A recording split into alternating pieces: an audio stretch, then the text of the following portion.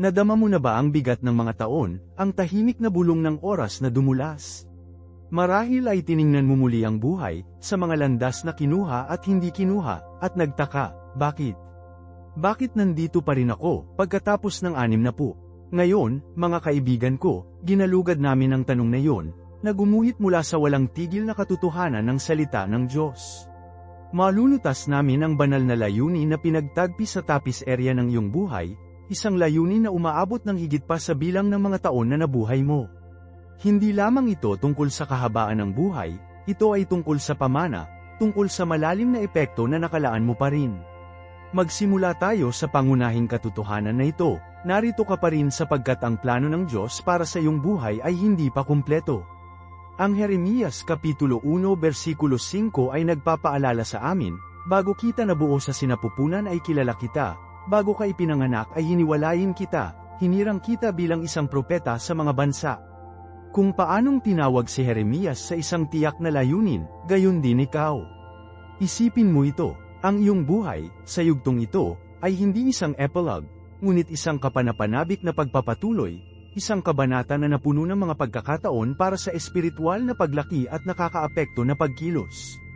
Ang iyong mga panalangin, ang iyong natatanging karanasan, ang iyong pagkakaroon ay kinakailangan sa mundong ito.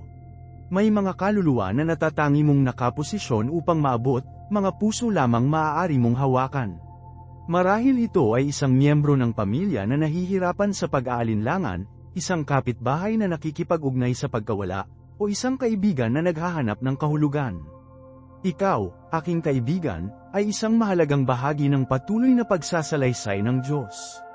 Ang iyong buhay ay hindi lamang isang kwento, ito ay isang buhay na testamento sa kanyang walang tigil na pag-ibig at katapatan. Isaalang-alang ang hindi ka pani-paniwalang nababanat na ipinakita mo, ang mga bagyo na iyong na-weather, ang mga tagumpay na iyong ipinagdiriwang. Ang iyong tunay na pag-iral ay isang malakas na sermon, isang testamento sa walang katapusang biyaya ng Diyos at walang tigil na mga pangako. Ikaw ay isang paglalakad, paghinga ng himala, isang buhay na halimbawa ng katapatan ng Diyos. Ang iyong buhay ay isang bika ng pag-asa, isang testamento sa kapangyarihan ng tiyaga, at isang nagniningning na halimbawa kung paano mababago ng biyaya ng Diyos kahit na ang pinakamapaghamong mga kalagayan. Isipin si Joseph, na ibinebenta sa pagkaalipin, ngunit sa huli ay tumataas upang maging tagapagligtas ng kanyang pamilya. Isipin si David, isang batang pastol na naging hari, na nakaharap kay Goliath at hindi mabilang na iba pang mga kalaban. Ang kanilang mga kwento, at sa iyo, ay isang testamento sa walang bayad na plano ng Diyos. Hindi niya tayo iniwan sa ating mga huling taon, sa halip, pinuhi niya tayo, inihahanda tayo para sa higit pang mga bagay. Ang iyong paglalakbay, na minarkahan ng parehong kagalakan at kalungkutan, ay isang malakas na paglalarawan ng walang katapusang pag-ibig ng Diyos at walang tigil na pangako sa kanyang mga anak. Hindi lamang ito tungkol sa nakaligtas, ito ay tungkol sa umunlad, tungkol sa pagtupad ng banal na layunin na maingat niyang ginawa para sa iyo. Kaya, paano natin natuklasan ang banal na hanggaring ito? Paano natin ma-decipher ang roadmap na inilatag ng Diyos para sa susunod na kabanatang ito? Hindi ito tungkol sa paghanap ng isang grand, pagwawalis ng paghahayag, isang dramatikong, nagbabago ng buhay na kaganapan. Kadalasan, matatagpuan ito sa mga tahimik na sandali, sa banayad na mga nudges ng banal na espiritu. Ito ay sa pakikinig sa panloob na tinig na iyon, ang tahimik na pag-uudyok na bumubulong sa mga posibilidad, mga pagkakataon para sa serbisyo, at mga gawa ng kabaitan. Pag-isipan ng iyong mga hilig, ang mga bagay na nag-aapoy sa iyong kaluluwa, na nakakaramdam ka ng tunay na buhay. Ano ang naakit mo? Anong mga kasanayan at talento ang iyong nilinang sa mga nakaraang taon? Ang mga ito ay hindi lamang coincidences, madalas silang mga pahiwatig sa iyong natatanging layunin. Marahil ay laging minamahal mo ang paghahardin, at nakakahanap ka ng pag-aliw sa pag-aalaga ng buhay. Marahil iyon ang iyong pagtawag upang ibahagi ang iyong berdeng hinlalaki sa iba, upang lumikha ng mga hardin ng komunidad, upang ituro ang mga kabataan sa napapanatiling kasanayan. O baka ginugol mo ang iyong buhay bilang isang guro, na nagbibigay ng kaalaman at karunungan sa mga henerasyon. Marahil ang iyong susunod na kabanata ay nagsasangkot ng pagtuturo ng mga nakababatang tagapagturo, pagbabahagi ng iyong karanasan at kadalubhasaan upang matulungan silang hubugin ang isipan bukas. Ang mga ito ay hindi lamang libangan, ang mga ito ay mga landas sa layunin. Isaalang-alang ang iyong mga karanasan, kapwa masaya at masakit. Ang bawat pagsubok, ang bawat tagumpay, ay umuhubog sa iyo, pinino ka, inihanda ka sa sandaling ito. Ang mga aralin na natutunan, ang karunungan na nakuha, ay napakahalaga ng mga pag-aari sa iyong paglalakbay patungo sa pagtupad ng plano ng Diyos. Ang iyong nakaraan ay hindi isang pasanin, ito ay isang pundasyon, isang springboard upang ilunsad ka sa hinaharap. Ang mga paghihirap na tiniis mo ay nagbigay sa iyo ng pakikiramay, pag-unawa, at isang malalim na balon ng pakikiramay, mga katangian na lubos na kinakailangan sa isang mundo na madalas na kulang sa kabaitan. Huwag mahiya ang layo sa iyong nakaraan, yakapin ito bilang isang testamento sa iyong lakas, nababanat, at walang tigil na pananampalataya. Alalahanin si Esther, isang kabataang babae na, sa pamamagitan ng katapangan at pananampalataya, ay nagligtas sa kanyang mga tao mula sa pagkalipol. Ang kanyang kwento ay hindi isa sa walang hirap na tagumpay, ngunit ng tahimik na pagpapasya, ng pagtapak sa isang papel na hindi niya naisip. Ang kanyang kwento ay nagpapaalala sa atin na ang Diyos ay madalas na gumagamit ng mga ordinaryong tao sa mga pambihirang paraan. Hindi niya tinawag ang kwalipikado niya ang tinawag. Binibigyan niya tayo, binibigyang kapangyarihan sa amin, at ginagabayan tayo sa bawat hakbang. Hindi niya inaasahan ang pagiging perpekto, hinihiling lamang niya ang ating pagpayag, ang ating pagsunod, ang ating walang tigil na pananampalataya. Kaya, hinihiling ko sa iyo, aking mga kaibigan, na maglaan ng oras para sa pagsisiyasat. Manalangin para sa patnubay, humingi ng karunungan sa salita ng Diyos, at makinig sa tahimik na mga pag-uudyok ng banal na espiritu. Pagnilayan ang iyong mga hilig, iyong mga kasanayan, iyong mga karanasan. Kilalanin ang mga lugar na sa tingin mo ay tinawag upang maglingkod, kung saan maaari kang gumawa ng pagkakaiba, kung saan maaari kang mag-iwan ng isang pangmatagalang pamana. Huwag matakot na lumakad sa labas ng iyong kaginhawaan zone, upang yakapin ang mga bagong hamon, upang ituloy ang mga pagkakataon na tila nakakatakot. Tandaan, hindi tinawag ng Diyos ang kagamitan, binibigyan niya ng tawag ang tinawag. Kasama ka niya, gumagabay sa iyo, pinapalakas ka, binibigyan ka ng kapangyarihan upang matupad ang hindi ka panipaniwalang layunin na pinlano niya para sa iyong buhay, isang layunin na higit pa sa bilang ng mga taon na nabuhay mo, isang layunin na patuloy na magbubukas, kabanata ayon sa kabanata, taludtod sa pamamagitan ng taludtod, isang testamento sa kanyang hindi nagpapatuloy na pag-ibig at katapatan. Hindi ito ang wakas, aking mga kaibigan, ito lamang ang simula ng isang bago, kapana-panabik, at banal na inorden na kabanata. At ano ang tungkol sa mga tila hindi gaanong kahalagahan? Ang maliliit na gawa ng kabaitan, ang tahimik na kilos ng pakikiramay, ang tila hindi pangkaraniwang mga gawain na isinagawa na may hindi nagbabago na dedikasyon. Ang mga ito rin ay pinagtagpi sa tapestry ng plano ng Diyos. Isipin ang hindi mabilang na oras na ginugol sa pagboluntaryo sa isang lokal na kusina ng sopas, ang tahimik na kaginhawaan na inaalok sa isang nagdadalamhating kaibigan, ang pasyente na nakikinig ng tainga ay pinalawak sa isang nababagabag na kapitbahay. Ang mga gawa na ito, na madalas na hindi nakikita at hindi natukoy ng mundo, ay malalim na makabuluhan sa mga mata ng Diyos. Sila ang mga bricks at mortar ng isang buhay na maayos, isang buhay na nakatuon sa paglilingkod sa iba, isang buhay na sumasalamin sa pag-ibig at pakikiramay ng ating tagapagligtas. Huwag maliitin ang kapangyarihan ng iyong impluwensya. Hindi ka maaaring maging isang pinuno sa mundo o isang kilalang philanthropist, ngunit mayroon kang isang globo ng impluwensya, isang bilog ng mga tao na ang buhay mo ay hawakan araw-araw. Ang iyong pamilya, ang iyong mga kaibigan, ang iyong mga kasamahan, ang iyong mga kapitbahay, ito ang mga taong inilagay ng Diyos sa iyong buhay sa isang kadahilanan.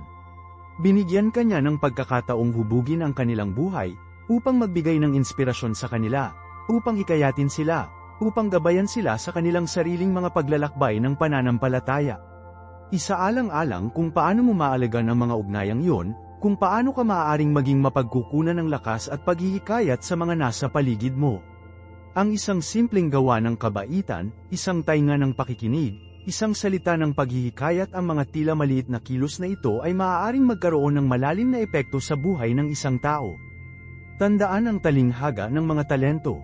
Hindi binibigyan tayo ng Diyos ng lahat ng parehong mga regalo o kakayahan, ngunit inaasahan niyang gamitin natin ang mga talento na ibinigay niya sa atin sa abot ng ating makakaya. Kung ang iyong talento ay pagsulat, pagpipinta, pagtuturo, pagluluto, o iba pa, gamitin ito upang luwalhatiin ang Diyos. Gamitin ito upang maglingkod sa iba. Gamitin ito upang makagawa ng pagkakaiba sa mundo. Huwag ilibing ang iyong talento sa lupa, hayaan itong lumiwanag ng maliwanag para makita ng lahat. Hayaan ang iyong buhay na maging isang testamento sa mga regalong ipinagkaloob sa iyo ng Diyos, isang buhay na halimbawa ng kanyang biyaya at pag-ibig. At huwag matakot na humingi ng tulong. Palibutan ang iyong sarili sa mga tao na susuportahan ka, hikayatin ka, at may pananagutan ka. Maghanap ng isang mentor, isang kaibigan, isang pamayanan na lalakad sa tabi mo sa paglalakbay na ito. Hindi ito isang paglalakbay na sinadya mong mag-isa. Ang biyaya ng Diyos ay sapat, at ang kanyang lakas ay ginawang perpekto sa kahinaan. Sumandal sa Kanya, magtiwala sa Kanya, at payagan siyang gabayan ka sa bawat hakbang. Magbibigay daan ka sa iyo, bigyan ka ng kapangyarihan, at haantong sa iyo upang matupad ang kamanghamanghang layunin na pinlano niya para sa iyong buhay. Ang landas ay maaaring paikat-ikot, ang paglalakbay ay maaaring maging mahirap, ngunit ang patutunguhan ay nagkakahalaga ng pagsisikap. Ang mga gantimpala ay hindi mababago, walang hanggan. Ang epekto mo sa mundo, sa buhay ng iba, ay magiging mas malaki kaysa sa maaari mong isipin. At ang pagsasalita ng mga hamon, maging matapat tayo, ang landas sa pamumuhay ng isang buhay na sumasalamin sa pag-ibig ng Diyos ay hindi laging madali. Magkakaroon ng mga pag-aalsa. Magkakaroon ng mga sandali ng pagdududa. Mayroong mga oras na pinag-uusapan mo ang iyong layunin, kapag nakakaramdam ka ng labis, kapag sa tingin mo ay sumusuko. Okay lang yan. Ito ay bahagi ng paglalakbay. Huwag hayaang tukuyin ka ng mga sandaling yon. Huwag hayaang mapanghihina kanila. Sa halip, tingnan ang mga ito bilang mga pagkakataon para sa paglaki, bilang mga pagkakataon na matuto at lumapit sa Diyos. Tandaan mo ang kwento ni David at Goliath. Si David, isang batang-batang lalaki ng pastol, ay nahaharap sa isang tila hindi masusukat na hamon. Siya ay laban sa isang higanti, isang mandirigma na tila walang talo. Gayunman, si David, na armado ng pananampalataya at isang tirador, ay tinalo si Goliath. Ang kanyang tagumpay ay hindi dahil sa kanyang lakas o laki, ngunit sa kanyang walang tigil na pananampalataya sa Diyos. Nagtiwala siya sa plano ng Diyos, at binigyan siya ng Diyos ng lakas at lakas ng loob na kailangan niyang pagtagumpayan ang tila imposible. Katulad nito, haharapin mo ang iyong sariling mga Goliath. Makakatagpo ka ng mga hadlang at mga hamon na tila hindi masusukat. Ngunit tandaan, hindi ka nag-iisa. Ang Diyos ay kasama mo. Magagamit ka niya ng lakas, karunungan, at ang lakas ng loob na kailangan mong pagtagumpayan ang anumang balakid. Sumandal sa Kanya, tiwala sa Kanya, manalangin para sa gabay at lakas. At tandaan, kahit na sa gitna ng iyong mga pakikibaka, ang Diyos ay nagtatrabaho ng magkasama para sa mabuti para sa mga nagmamahal sa Kanya at tinawag ayon sa Kanyang layunin. Iyon ay isang pangako, aking kaibigan. Hawakan ang pangakong iyon. Hayaan itong maging iyong angkla sa mga bagyo ng buhay. Mag-isip tungkol sa mga oras na nahaharap mo sa kahirapan sa nakaraan. Alalahanin kung paano naging tapat sa iyo ang Diyos, kung paano siya nagbigay para sa iyo, kung paano Kanya pinatnubayan sa mga mahihirap na oras. Pagnilayan ang mga aralin na natutunan mo, ang paglago na naranasan mo, ang lakas na nakuha mo. Ang mga karanasan na iyon, kahit na mapaghamong, ay hinuhubog ka sa taong ikaw ngayon. Pinalakas ka nila, mas matalino, at mas mahabagin. Pinalalim nila ang iyong pananampalataya. At huwag kalimutan ang kahalagahan ng kapatawaran. Ang pagpapatawad sa iba, at pagpapatawad sa iyong sarili, ay mahalaga para sa espiritual na paglaki. Ang paghawak sa sama ng loob at galit ay nasasaktan ka lang. Pinipigilan ka nito na sumulong, mula sa nakakaranas ng kapayapaan at kagalakan na inaalok ng Diyos. Ang kapatawaran ay hindi nangangahulugang pagkanda ng mga maling pagkilos, ngunit nangangahulugan nito na ilabas ang kapaitan at galit na maaaring lason ng iyong puso at kaluluwa. Ito ay isang malakas na gawa ng pagpapakawala sa iyong sarili mula sa mga pasanin ng nakaraan. Ito ay isang regalo na ibinibigay mo sa iyong sarili, tulad ng sa iba. Manalangin para sa kakayahang magpatawad, at hilingin sa Diyos na tulungan kang pabayaan ang anumang sama ng loob o kapitan na maaaring hawak mo. Magbibigay siya ng lakas at biyaya na kailangan mong patawarin. Ito ay palayain ka upang yakapin ang hinaharap at patuloy na lumago sa iyong pananampalataya. Tandaan, ang pag-ibig ng Diyos ay walang kondisyon. Ang kanyang kapatawaran ay walang hanggan. Palawakin ang parehong biyaya at kapatawaran sa iyong sarili at sa iba. Ang gawain ito ng pakikiramay ay hindi lamang pagalingin sa iyo, ngunit makikita rin ito ang pag-ibig ng Diyos sa iyong buhay. At iyon, ang aking kaibigan, ay isang malakas na patoto. Ngayon, pag-usapan natin ang tungkol sa pamayanan. Ang nakapaligid sa iyong sarili ng isang sumusuporta sa pamayanan ng pananampalataya ay mahalaga sa pag-navigate ng mga hamon sa buhay. Isipin ang unang simbahan, hindi lamang sila mga individual, sila ay isang mahigpit na niniting na grupo, sumusuporta sa bawat isa, nagdarasal para sa bawat isa, nagbabahagi ng kanilang mga pasanin at ipinagdiriwang ang mga tagumpay ng bawat isa. Ang pakiramdam na pag-aari, ang pakiramdam na mahal at tinanggap ng walang pasubali, ay mahalaga para sa espiritual na paglaki. Ito ay sa mga ugnayang yun, ang mga bono ng pakikisama, na nakakahanap tayo ng lakas at paghihikayat kapag mahina tayo.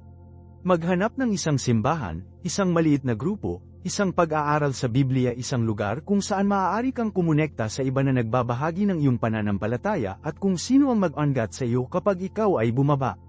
Huwag ihiwalay ang iyong sarili. Ang paghihiwalay ay nagbabayad ng negativity at pagdududa. Ang pamayanan ay nagtataguyod ng pananampalataya at pag-asa. Tandaan mo ang talinghaga ng mabuting Samaritano. Hindi lamang ito tungkol sa pagtulong sa mga nangangailangan, ito ay tungkol sa pagiging bahagi ng isang pamayanan na nagmamalasakit. Ito ay tungkol sa pagpapalawak ng pagkahabag, pagpapakita ng empatiya, at pag-aalok ng praktikal na tulong. Ang pagiging bahagi ng isang pamayanan ay nangangahulugang naroroon para sa iba, nag-aalok ng isang pakikinig ng tainga, isang tulong na kamay, isang balikat upang umiyak. Nangangahulugan nito na maging isang mapagkukunan ng lakas at paghihikayat para sa mga nasa paligid mo. At naman, makakatanggap ka ng parehong suporta, ang parehong pag-ibig, ang parehong paghihikayat kapag kailangan mo ito. Ito ay isang magkakaugnay na relasyon, isang magandang sayaw ng pagbibigay at pagtanggap. Mag-isip tungkol sa mga praktikal na paraan na maaari kang mag-ambag sa iyong komunidad. Mayroon bang isang pagkakataon sa voluntaryo na maaari mong ituloy? Maaari mo bang alok ang iyong mga kasanayan o talento upang matulungan ang iba? Siguro maaari mong bisitahin ang isang tao na nag-iisa o may sakit. Marahil maaari kang mag-ambag sa isang bangko ng pagkain o isang walang tirahan na tirahan. Ang mga gawaing ito ng serbisyo ay hindi lamang tungkol sa pagtulong sa iba, ang mga ito ay tungkol sa pagpapayaman ng iyong sariling buhay, pagpapalalim ng iyong pananampalataya, at pagpapalakas ng iyong koneksyon sa Diyos at sa iyong pamayanan. Ito ay tungkol sa pamumuhay ng iyong pananampalataya sa isang nasasalat na paraan, na nagpapakita ng pag-ibig ni Kristo sa pamamagitan ng iyong mga aksyon. At tandaan, ang pamayanan ay hindi lamang tungkol sa malaking kilos, ito ay tungkol sa maliit, pang-araw-araw na mga gawa ng kabaitan. Ang isang simpleng tawag sa telepono, isang tainga ng pakikinig, isang tumutulong na kamay na may isang gawain, isang tasa ng kape na ibinahagi sa isang kaibigan, ang mga maliliit na gawa ng pag-ibig ay maaaring gumawa ng isang pagkakaiba sa mundo. Maaari nilang lumiwanag ang araw ng isang tao, palakasin ang isang relasyon, at bumuo ng isang mas malakas, mas mapagmahal na pamayanan. Kaya, aktibong maghanap ng mga pagkakataon upang kumonekta sa iba, upang makabuo ng mga relasyon, maglingkod, at maging isang pagpapala sa mga nasa paligid mo. Sa mga koneksyon na ito ay makikita mo ang lakas at suporta na kailangan mo upang harapin ang anumang mga hamon sa unahan. Ito ay sa pamayanan na ito na tunay na makakaranas ng pagbabago ng kapangyarihan ng pag-ibig ng Diyos. Ito ay sa mga ugnayang ito na ang iyong pananampalataya ay umunlad at lalago. Huwag maliitin ang kapangyarihan ng koneksyon ng tao, ang lakas na natagpuan sa ibinahaging pananampalataya, at ang kagalakan ng paglilingkod sa iba. Ito ang mga mahahalagang sangkap ng isang buhay na nabuhay ng lubusan at alinsunod sa plano ng Diyos. Mag-alaga ng mga ugnayang ito, alagaan ang pamayanan na ito, at panoorin ang iyong pananampalataya na namumulaklak. Ngayon, pag-usapan natin ang pagkilala sa tamang pamayanan para sa iyo. Hindi lamang ito tungkol sa pagsali sa anumang pangkat, ito ay tungkol sa paghahanap ng isang lugar kung saan sa tingin mo ay tunay na tinatanggap, naiintindihan, at suportado. Maghanap ng isang pamayanan na nakahanay sa iyong mga halaga at paniniwala, isang lugar kung saan maaari kang maging iyong sarili nang walang paghuhusga. Huwag matakot na subukan ng iba't ibang mga grupo. Bisitahin ang ilang iba't ibang mga simbahan, dumalo sa ilang iba't ibang mga pag-aaral sa Biblia, galugarin ang iba't ibang mga organisasyon ng serbisyo sa komunidad. Tingnan kung saan mo naramdaman ang karamihan sa bahay, kung saan nakakaramdam ka ng isang pakiramdam ng pag-aari, kung saan sa tingin mo ay hinamon at inspirasyon na lumago sa iyong pananampalataya. Isaalang-alang ang pamumuno ng pangkat. Ang mga ito ba ay mahabagin, pag-unawa, at tunay na namuhunan sa kagalingan ng kanilang mga miyembro? Pinasisigla ba nila ang isang kapaligiran ng bukas na komunikasyon at paggalang sa isa't isa? Ang isang malakas, sumusuporta sa koponan ng pamumuno ay mahalaga para sa isang umunlad na komunidad. Alamin kung paano nakikipag-ugnay ang mga miyembro sa bawat isa. Mayroon bang pakiramdam ng tunay na init, kabaitan, at pakikisama? Ang mga tao ba ay tila tunay na masaya na naruroon? Nakikita mo ba ang katibayan ng suporta sa isa't isa? Ito ang lahat ng mahalagang tagapagpahiwatig ng isang malusog at sumusuporta sa pamayanan. Huwag matakot na magtanong, makipag-usap sa mga miyembro, makilala ang kanilang mga kwento, at maunawaan ang kanilang mga karanasan. Alamin kung ano ang naging espesyal sa pamayanan na ito, kung ano ang kanilang mga halaga, at kung paano nila nabubuhay ang kanilang pananampalataya. Dumalo ng ilang mga pagpupulong o serbisyo bago gumawa ng isang pangako. Bigyan ng iyong sarili ng oras upang makakuha ng isang pakiramdam para sa dinamika at kultura ng grupo. At tandaan, okay lang kung ang isang partikular na pamayanan ay hindi tamang akma para sa iyo. Patuloy na maghanap, panatilihin ang paggalugad, hanggang sa makahanap ka ng isang lugar kung saan sa tingin mo ay tunay na konektado at binigyan ng kapangyarihan. Ang paghahanap ng tamang pamayanan ay isang paglalakbay, hindi isang patutunguhan. Maging mapagpasensya, maging paulit-ulit, at magtiwala na gagabayan ka ng Diyos sa lugar kung saan nais mong maging. Mag-isip tungkol sa iyong sariling mga lakas at talento. Anong mga natatanging regalo ang maaari mong dalhin sa isang pamayanan? Magaling ka bang tagapakinig? Kasanayan ka ba sa pag-aayos ng mga kaganapan? Malikhain ka ba? Ikaw ba ay isang mahusay na problema solver? Ang pagkilala sa iyong mga lakas ay makakatulong sa iyo na makahanap ng isang pamayanan kung saan maaari kang gumawa ng isang makabuluhang kontribusyon. At kapag nag-ambag ka ng iyong mga regalo, hindi mo lamang pagpalain ng iba ngunit nakakaranas din ng mas malalim na pakiramdam ng layunin at pag-aari. Ang paglilingkod sa iba ay isang malakas na paraan upang palakasin ang iyong pananampalataya at palalimin ang iyong koneksyon sa Diyos. Ito ay isang panalo-win na sitwasyon, pinayaman mo ang buhay ng iba, at naman, ang iyong sariling buhay ay pinayaman. Ang relasyon na ito ay ang puso ng isang umuusbong na pamayanan ng pananampalataya. Ito ay isang siklo ng pagbibigay at pagtanggap, ng suporta at paghihikayat, ng pag-ibig at pakikisama na nagpapanatili at nagpapalakas sa lahat ng kasangkot. Tandaan, hindi ito tungkol sa pagiging perpekto, ito ay tungkol sa pagpapakita, pag-aalok ng iyong mga regalo, at pagiging isang bahagi ng isang bagay na mas malaki kaysa sa iyong sarili. Ngayon, pag-usapan natin ang tungkol sa mga potensyal na hamon. Ang paghahanap ng tamang pamayanan ay hindi palaging isang maayos na paglalakbay. Maaari kang makatagpo ng ilang mga paga sa kalsada. Marahil ay makakahanap ka ng isang simbahan na may magandang gusali at isang charismatic na mangangaral, ngunit ang mga tao ay tila malayo o hindi ka nais-nais. O baka sumali ka sa isang pangkat na hindi ka panipani-walang aktibo, ngunit nakakaramdam ka ng labis na bilang ng mga pangako. Huwag hayaang mapanghihina ka ng mga pag-aalsa na ito. Ang mga ito ay bahagi lamang ng proseso. Ito ay tulad ng pakikipag-date, hindi ka mag-click sa lahat ng nakatagpo mo. Ang susi ay upang mapanatili ang pagtingin, patuloy na paggalugad, at patuloy na pagdarasal para sa gabay. Tandaan, ang isang malusog na pamayanan ay nagtataguyod ng paglago, hindi lamang pagsang-ayon. Dapat mong pakiramdam na hinamo na lumago sa iyong pananampalataya, upang mabatak ang iyong mga zone ng ginhawa, upang malaman at umunlad bilang isang tao. Gayunpaman, ang hamon na ito ay dapat na balanse sa suporta at pag-unawa. Ang isang tunay na sumusuporta sa pamayanan ay ipagdiriwang ang iyong mga lakas at makakatulong sa iyo na mag-navigate sa iyong mga kahinaan. Hindi ka nila huhusgahan para sa iyong mga pagkadilim o inaasahan na ikaw ay isang taong hindi ka. Makakatagpo ka nila kung nasaan ka at maglakad sa tabi mo sa iyong espiritual na paglalakbay. Isaalang-alang ang iba't ibang uri ng mga komunidad.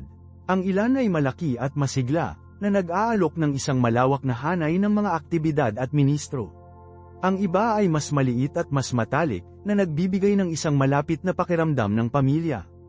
Ang ilan ay nakatuon sa mga tradisyonal na estilo ng pagsamba, habang ang iba ay yamakap sa higit pang mga kontemporaryong diskarte. Walang isang laki umaangkop lahat ng sagot, ang pinakamahusay na pamayanan para sa iyo ay depende sa iyong pagkatao, iyong mga kagustuhan, at iyong mga espiritual na pangangailangan. Huwag matakot na mag-eksperimento at subukan ang iba't ibang uri ng mga komunidad upang makita kung ano ang sumasalamin sa iyo. Isipin ang iyong mga espiritual na layunin. Ano ang inaasahan mong makamit sa pamamagitan ng pagsali sa isang pamayanan? Naghahanap ka ba ng isang lugar upang palalimin ang iyong buhay ng panalangin? Nais mo bang maglingkod sa iba? Naghahanap ka ba ng mentorship o gabay? Ang pagtukoy sa iyong mga layunin ay makakatulong sa iyo na paliitin ang iyong paghahanap at makilala ang mga pamayanan na nakahanay sa iyong mga adhikain. Halimbawa, kung masigasig ka sa hustisya sa lipunan, baka gusto mong maghanap ng isang simbahan o samahan na aktibong kasangkot sa outreach ng komunidad. Kung interesado ka sa pag-aaral ng teolohiko, maaari kang maghanap ng isang pamayanan na nag-aalok ng mga pag-aaral sa Biblia o mga talakayan sa teolohiko. Tandaan, ang paghahanap ng tamang pamayanan ay isang proseso ng pag-unawa. Ito ay tungkol sa pakikinig sa iyong intuwisyon, bigyang pansin ang mga pag-uudyok ng banal na espiritu, at nagtitiwala sa iyong mga damdamin ng gut. Kung ang isang bagay ay hindi nararamdaman ng tama, huwag pilitin ito. Kung ang isang pamayanan ay nakakaramdam ng paghuhusga, hindi ka nais-nais, o labis na pagkontrol, marahil hindi ito ang tamang akma para sa iyo. Tiwala sa iyong mga instincts at patuloy na maghanap hanggang sa makahanap ka ng isang lugar kung saan sa tingin mo ay tunay na nasa bahay, kung saan sa tingin mo ay mahal, tinanggap, at hinamo na lumago sa iyong pananampalataya. Ito ay isang paglalakbay ng pananampalataya, isang paglalakbay ng pagtuklas, isang paglalakbay ng pag-aari. At tandaan, ang Diyos ay kasama mo sa bawat hakbang ng daan. Gagabayan ka niya, maibibigay ka niya, at dadalhin ka niya sa pamayanan kung saan nais mong maging. Huwag magmadali sa proseso, dalhin ang iyong oras, galugarin ang iba't ibang mga pagpipilian, at maging bukas sa mga posibilidad. Ang Diyos ay may plano para sa iyo, at ibubunyag niya ito sa kanyang sariling oras. Tiwala sa kanyang tiyempo at tiwala sa kanyang gabay. Ngayon, pag-usapan natin ang aktibong makisali sa loob ng pamayanan na iyong pinili. Hindi sapat na simpleng dumalo sa mga serbisyo o pagpupulong, ang totoong pag-aari ay nagmula sa pakikilahok. Isipin ang iyong mga talento at hilig. Anong mga natatanging regalo ang maaari mong ihandog sa iyong komunidad? Ikaw ba ay isang likas na matalino na music hero? Marahil maaari kang sumali sa koro o pagsamba sa tinga. Ikaw ba ay isang bihasang tagapag-ayos? Maaari kang magboluntaryo upang makatulong sa mga kaganapan o programa ng outreach. Mayroon ka bang knack para sa pagtuturo? Siguro maaari kang mamuno sa isang pag-aaral sa Biblia o tagapagturo ng mga mas batang miyembro. Ang mga posibilidad ay walang katapusang. Aktibong nag-aambag ng iyong mga regalo hindi lamang nakikinabang sa komunidad ngunit pinayaman din ang iyong sariling espiritual na paglalakbay. Pinapayagan ka nitong gamitin ang iyong mga talento para sa isang mas malaking layunin, upang kumonekta sa iba sa isang mas malalim na antas, at maranasan ang kagalakan ng paghahatid. Tandaan na ang pagbuo ng mga relasyon ay susi. Magsumikap upang makilala ang mga tao sa iyong komunidad. Dumalo sa mga kaganapan sa lipunan, lumahok sa mga aktibidad ng pangkat, at hampasin ang mga pag-uusap sa mga taong nakatagpo mo. Huwag matakot na maging mahina at ibahagi ang iyong mga karanasan, kapwa ang mabuti at masama. Ang tunay na koneksyon ay nagmula sa tunay na pagbabahagi. Maghanap ng mga mentors sa loob ng pamayanan, ang mga taong maaaring mag-alok ng gabay, suporta, at karunungan. Maghanap para sa mga nagbibigay ng inspirasyon sa iyo, na nabubuhay ang kanilang pananampalataya sa paraang hinahangaan mo, at kung sino ang handang mamuhunan sa iyong espiritual na paglaki. At huwag kalimutan ang kahalagahan ng pagiging isang mentor sa iyong sarili. Ang pagbabahagi ng iyong sariling mga karanasan at kaalaman sa iba ay maaaring hindi mapaniniwalaan o kapanipaniwala at makakatulong upang mapasigla ang isang malakas na pakiramdam ng komunidad. Isaalang-alang ang iba't ibang mga paraan na maaari kang maglingkod.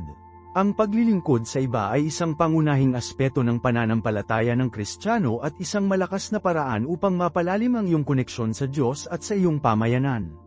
Ang paglilingkod ay hindi nangangahulugang mga engranding kilos, maaari itong maging kasing simple ng pag-aalok ng isang tainga ng pakikinig, pagtulong sa isang nangangailangan, o pagboluntaryo ng iyong oras para sa isang kapaki-pakinabang na dahilan. Mag-isip tungkol sa iyong lokal na pamayanan at ang mga pangangailangan na umiiral doon. Mayroon bang mga walang tirahan na nangangailangan ng mga boluntaryo?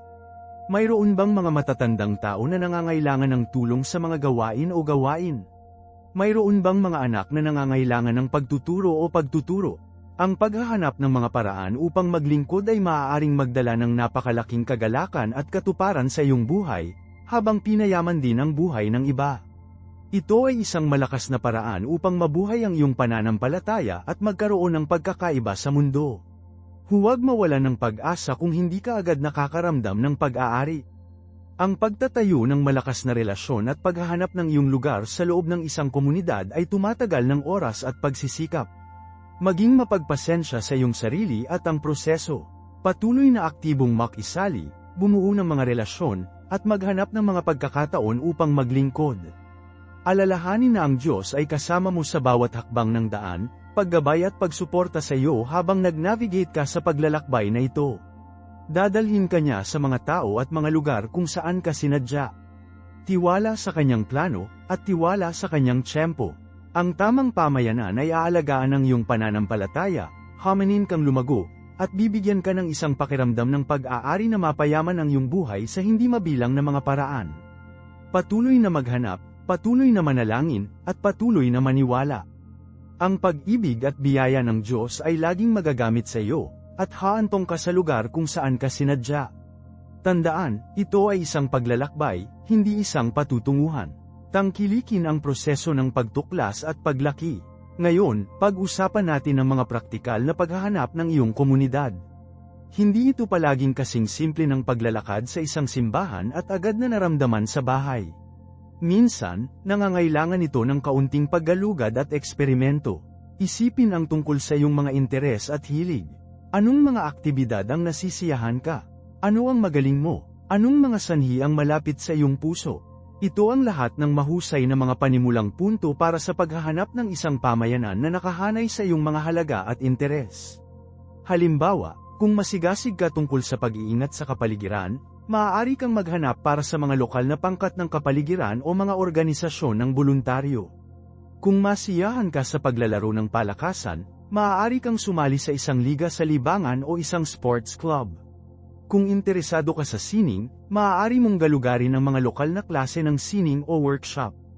Ang susi ay upang makahanap ng mga aktibidad na tunay mong nasisiyahan at na nagbibigay daan sa iyo upang kumonekta sa mga katulad na pag-iisip. Huwag matakot na subukan ang iba't ibang mga grupo at komunidad.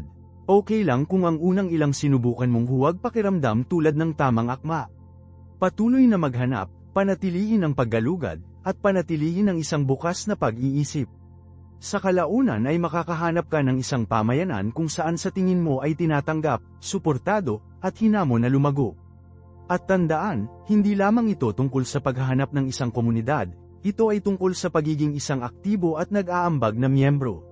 Ito ay nagsasangkot ng pakikilahok sa mga aktibidad, pagbabahagi ng iyong mga regalo at talento, at pagbuo ng mga relasyon sa iba.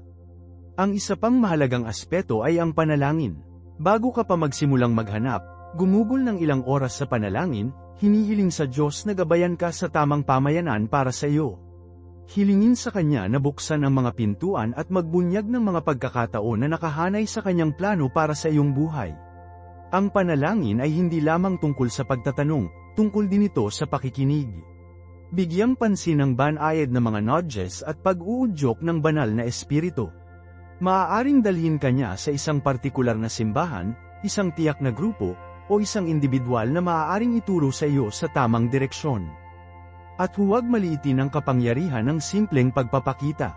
Minsan, ang pinakamahusay na paraan upang makahanap ng isang pamayanan ay ang simpleng pagdalo sa mga kaganapan at aktibidad, kahit na sa tingin mo ay medyo nag-aalangan o hindi sigurado. Maging bukas upang matugunan ang mga bagong tao at kapansin-pansin ang mga pag-uusap. Hindi mo alam kung sino ang maaaring matugunan mo o kung anong mga pagkakataon ang maaaring lumitaw. Tandaan na ang pagbuo ng mga relasyon ay tumatagal ng oras, kaya't maging mapagpasensya at paulit-ulit. Huwag mawala ng pag-asa kung hindi ka mag-click sa lahat ng nakatagpo mo. Tumutok sa pagbuo ng mga tunay na koneksyon sa mga nagbabahagi ng iyong mga halaga at sumusuporta sa iyong espiritual na paglalakbay. Ito ay isang proseso ng pag-unawa, isang proseso ng pakikinig sa banal na espiritu at pinapayagan siyang gabayan ka patungo sa mga tao at lugar kung saan ka kabilang. Ito ay isang paglalakbay ng pananampalataya, tiwala, at patuloy na paghahanap. Patuloy na maghanap, patuloy na manalangin, at patuloy na maniwala. Nasa labas ang tamang pamayanan, naghihintay na tanggapin ka. Panatilihing bukas ang iyong puso, at magtiwala sa tiyempo ng Diyos. Dadalhin ka niya sa lugar kung saan ka sinadya, isang lugar kung saan maaari kang umunlad at lumaki sa iyong pananampalataya. Tandaan, ito ay isang paglalakbay ng paglago, hindi isang lahi hanggang sa linya ng pagtatapos. Yakapin ang bawat hakbang ng daan, ipagdiwang ang maliit na tagumpay, at alamin mula sa mga hamon. Ang Diyos ay kasama mo sa bawat hakbang ng daan. Ngayon, pag-usapan natin kung paano alagaan ang mga ugnayang ito sa sandaling natagpuan mo ang isang pamayanan na nararamdaman ng tama. Hindi sapat na magpakita lamang, kailangan mong aktibong lumahok at mamuhunan sa mga relasyon na iyong itinatayo. Isipin ito tulad ng pag-aalaga ng isang hardin, hindi ka lamang maaaring magtanim ng mga buto at asahan silang umunlad ng walang pare-pareho ang pag-aalaga at pansin. Ang isang praktikal na paraan upang gawin ito ay upang mag-alok ng iyong oras at talento. Anong mga regalo ang ibinigay sa iyo ng Diyos? Ikaw ba ay isang bihasang music hero? Marahil maaari kang humantong sa pagsamba o sumali sa isang koro. Ikaw ba ay isang matalinong manunulat? Siguro makakatulong ka sa newsletter o website ng simbahan. Ikaw ba ay isang mabuting tagapakinig at isang mahabagin na tao? Isaalang-alang ang pagboluntaryo upang maging isang mentor o isang kaibigan sa isang taong nangangailangan ng suporta. Ang mga posibilidad ay walang katapusang. Ang susi ay upang makahanap ng mga paraan upang magamit ang iyong mga kakayahan upang maglingkod sa iba at mag-ambag sa komunidad. Hindi ito tungkol sa paghahanap ng pagkilala, ito ay tungkol sa pagpapahayag ng iyong pasasalamat sa mga pagpapala ng Diyos sa pamamagitan ng pagbabahagi ng mga ito sa iba. Ang isa pang mahalagang aspeto ay ang sinasadyang komunikasyon. Maglaan ng oras upang makilala ang mga tao sa isang mas malalim na antas. Magtanong ng mga makabuluhang katanungan, makinig ng mabuti, at ibahagi ang iyong sariling mga karanasan ng tunay. Huwag matakot na maging mahina at ibahagi ang iyong mga pakikibaka pati na rin ang iyong mga tagumpay. Lumilikha ito ng isang pakiramdam ng tiwala at lapit na nagpapalakas sa mga bono ng pamayanan. Ang pagtatayo ng mga tunay na koneksyon ay tumatagal ng oras at pagsisikap, kaya maging mapagpasensya at paulit-ulit. Alalahanin ang mga maliliit na gawa ng kabaitan, isang simpleng tawag sa telepono, isang sulat kamay na tala, na nag-aalok ng isang tumutulong na kamay. Ang mga tila maliit na kilos na ito ay maaaring gumawa ng isang makabuluhang pagkakaiba sa pagbuo ng malakas na relasyon. Bukod dito, tandaan ang kahalagahan ng kapatawaran. Ang mga hindi pagkakasundo at salungatan ay hindi maiiwasan sa anumang pamayanan. Kapag lumitaw ang mga salungatan, lapitan ang mga ito ng may pagpapakumbaba at isang pagpayag na magpatawad. Ang pagpindot sa sama ng loob ay lason lamang ang iyong mga relasyon at hadlangan ang iyong espiritual na paglaki. Alamin na makipag-usap sa iyong mga pangangailangan at mga alalahanin ng maayos at maghanap ng pagkakasundo kung kinakailangan. Tandaan, ang kapatawaran ay hindi tungkol sa pagkondena ng mga maling aksyon ngunit tungkol sa pagpapakawala ng kapitan at galit na maaaring makapinsala sa iyong puso at ang iyong mga relasyon. Ito ay isang gawa ng biyaya, isang gawa ng pag-ibig, na sumasalamin sa sariling kapatawaran ng Diyos sa atin. Ang paglilinang ng isang diwa ng kapatawaran ay nagbibigay daan sa pagpapagaling at palakasin ang mga bono ng pamayanan. Pinapayagan nito ang paglaki at kapanahunan sa loob ng pakikisama. Ito ay isang mahalagang sangkap ng pagpapanatili ng malusog na relasyon sa loob ng komunidad. At tandaan, ang paghanap ng kapatawaran ay kasing halaga ng alok nito. Ang pagpapakumbaba sa pag-amin ng aming mga pagkakamali at paghanap ng pagkakasundo ay mahalaga para sa paglaki at malusog na relasyon. Sa wakas, tandaan na ipagdiwang ang mga tagumpay, parehong malaki at maliit. Kilalanin at pinahahalagahan ang mga kontribusyon ng iba, at ipahayag ang pasasalamat sa mga biyayang natanggap mo sa pamamagitan ng komunidad. Ang pagdiriwang ng magkasama ay lumilikha ng isang pakiramdam ng pagkakaisa at pinalakas ang mga bono ng pakikisama. Ang mga ibinahaging karanasan na ito, kapwa masaya at mapaghamong, ay ang mga blok ng gusali ng pangmatagalang pamayanan. Ito ay sa mga ibinahaging sandali na ito, sa pagtawa at luha, na tunay na kumonekta tayo sa isa't isa at nakakaranas ng pagbabagong anyo ng pag-ibig ng Diyos. Kaya, yakapin ang paglalakbay, alagaan ang mga relasyon, at payagan ang Diyos na magtrabaho sa iyo upang makabuo ng isang masigla at umunlad na pamayanan. Kaya, ano ang isang maliit na hakbang na maaari mong gawin ngayon upang palakasin ang iyong komunidad? Ipagpatuloy natin ang pag-uusap na ito, mag-subscribe sa channel, pindutin ang notification bell upang hindi ka makaligtaan, at sumali sa akin para sa susunod na video kung saan mas malalim kami sa mga praktikal na diskarte. Hanggang sa pagkatapos, pagpalain kayo ng Diyos, at naway umunlad ang iyong mga pamayanan. Ang kaibigan mo, Marco.